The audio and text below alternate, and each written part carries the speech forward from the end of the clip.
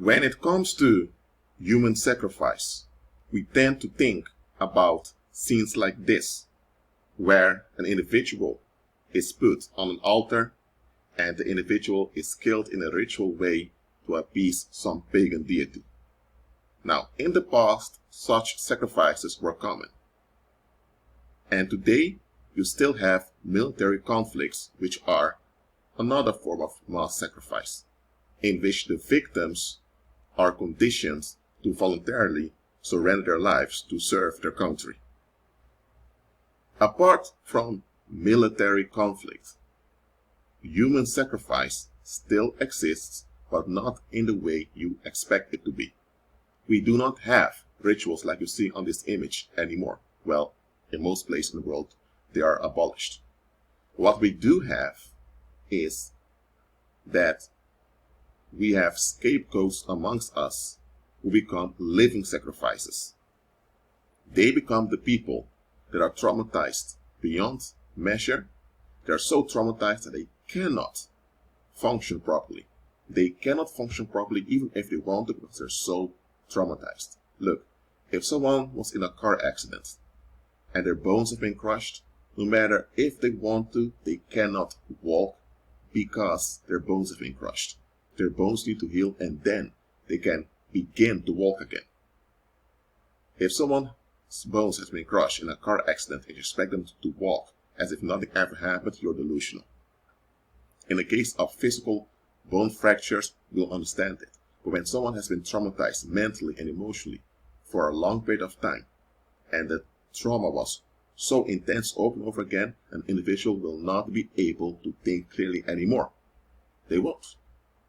So, from that point on, they cannot be accountable for what they do because they cannot think properly. And they don't even realize that they can't think properly. Such people are living sacrifices. If someone's bones has been crushed in a car accident, then nobody can say you're just making an excuse. You just want attention. No, because everyone can see that bones are crushed, the individual cannot walk. But when someone is brutalized mentally by a group of people, then it's very hard to see where the individual is a victim or not, because people that have been brutalized mentally and emotionally beyond measure, they will display aggressive, sometimes even violent behavior, but it's all out of trauma, not because they want to hurt people. But such people are often not recognized as victims. You have narcissists who always play the victim and they just attack to feel relieved. And then you have people who are traumatized beyond measure and they cannot think properly. What do you do with people that cannot think properly because they've been brutalized beyond measure? You make sure they get the professional help they need and then they'll recover. But what do they do in this world? In this world, they allow children to be brutalized beyond measure, and when they turn into dysfunctional and dangerous adults, now people are playing the victim as if they're haunted by a predator. That is the type of human sacrifice we have this day. And not only that, besides living sacrifices, if you are part of society, there comes a point that society will breathe in your neck with violence, expecting you to concede some of your safety to appease the community. For example, if there are children being abused, and you realize we need to report this, people tell you, mind your own business. Here's what's going on. The people around know that children are being victimized, but they don't want to address the parents because they don't want to deal with the rage of the narcissistic parent. So they just want to be at ease and to be left alone. So they tolerated the children being victimized. So they sacrifice the well-being of the children just so that they don't have to deal with anything. And they expect you to do the same thing. And because you want to be at peace with your neighbors, because you have a wife, or maybe if you're a woman, you have a husband, because you don't want any trouble or conflict, you get along. 10, 15 years later, that child that was abused over and over again has turned into a sociopathic predator. Demons have possessed that individual. And now you have a predator on the loose haunting people. People are in danger now. Now ask yourself, 15 years ago, when that creep was still a child, and the child cried out for help, what happened? Society expected you to mind your own business and to allow it to happen. And what happened? Because you wanted to be at peace with society, you got along with it. So now you conceded your own safety just to appease society. And now that your safety is compromised, that same society that expected you, or better, that demanded you to concede your safety, is now nowhere to be found. Nobody wants to deal with the fact that a child turned into a predator because people allowed bad stuff to happen. They don't want to hear that. So now everyone is upset because there's a predator on the loose. But hold on a minute. Wasn't it you who didn't open your mouth because you wanted to be on good terms with society? So you conceded your safety as well as your peace of mind just to be at peace with society. Society then wanted you to make a sacrifice. And you made two sacrifices. You sacrificed the future of the child, and you sacrificed the safety of your community. And you also sacrificed your integrity. That's the third one you sacrificed.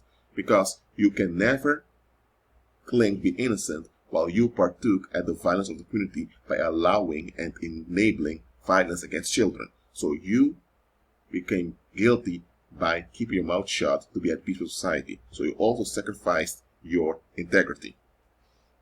Society will always demand you to make a sacrifice. Always. I don't care how popular you are. Well, I don't care how many good friends and good relatives you have. There comes a point that society will threaten you to make a sacrifice. Society will demand you to concede your safety, to concede your values, and to concede your mental well-being for their sake.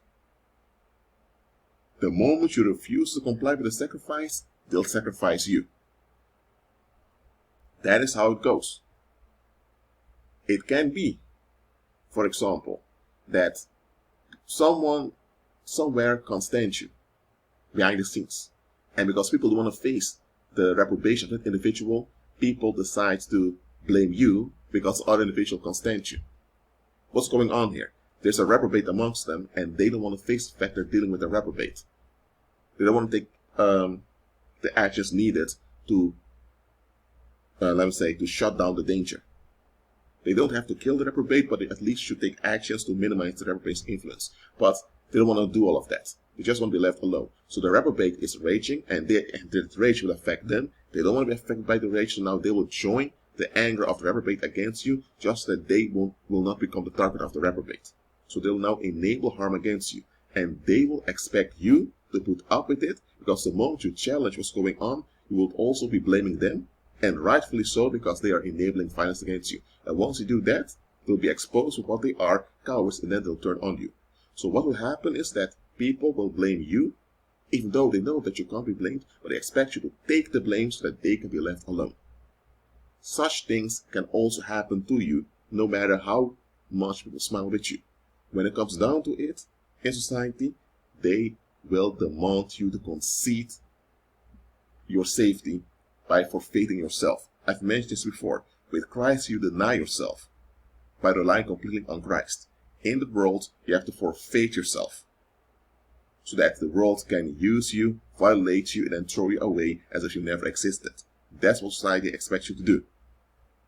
Too many people don't see this about society. They only look at the rewards of being quote-unquote accepted. They don't want to see it for what it really is. They don't. And they always have the reasons when they participate in the violence of society. Well, I'm here to tell you as it is. Society is a fear construct run by demons, and the moment you want to be part of society, you will have to be involved in the devil worship. You will have to concede your safety as well as your integrity to be part of that fear construct. And there comes a time that you need to sacrifice some of your well-being just to appease those people. And you won't receive an option whether you want to do it or not. If you don't, they come after you. So, are you still eager to be accepted and be part of society? Think twice. I'm telling you, think twice.